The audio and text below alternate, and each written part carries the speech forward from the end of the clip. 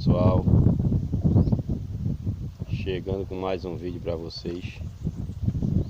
Para quem está chegando agora e não me conhece, meu nome é Sebastião Pessoa e esse é o canal Simplicidade da Roça. Hoje eu vou estar aqui atualizando aqui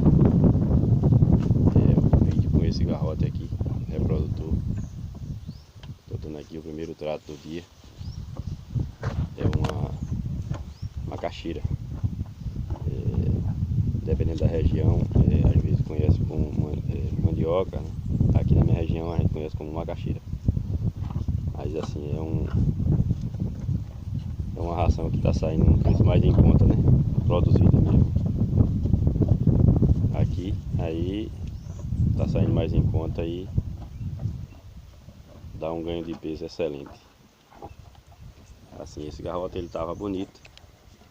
Aí teve agora o período do inverno. Passando pelo inverno ele deu uma caída. Ele fez o efeito sanfona. Tava bonito, diminuiu, mas tá chegando de novo. Tá no jeito. Cabe muita carne ainda, mas já tá bacaninha já. Tava há algum tempo sem fazer vídeo com ele, mas agora eu vou estar atualizando sempre. Daqui mais 30 dias eu faço um outro vídeo com ele para mostrar para vocês como é que ele tá. Aqui ele fica solto no pasto junto com as vacas. Aí eu separo aqui para botar a mandioca para ele, macaxeira. E quando ele termina a macaxeira, eu abro a porteira ali, vem todo mundo para cá.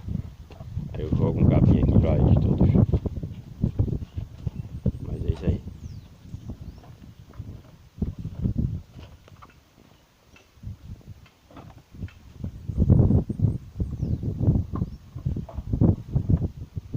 Garrote muito bom, manso.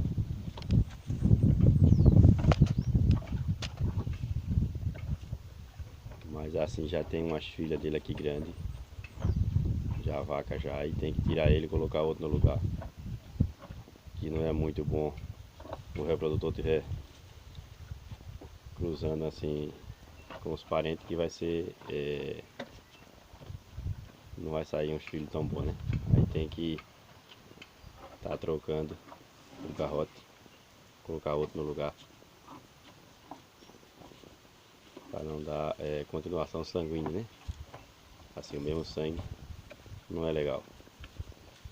Aí colocar outro no lugar.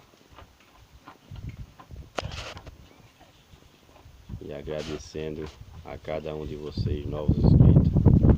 O canal, graças a Deus, está crescendo bastante. Obrigado a cada um de vocês. Só gratidão a cada um. Muito obrigado. Obrigado mesmo.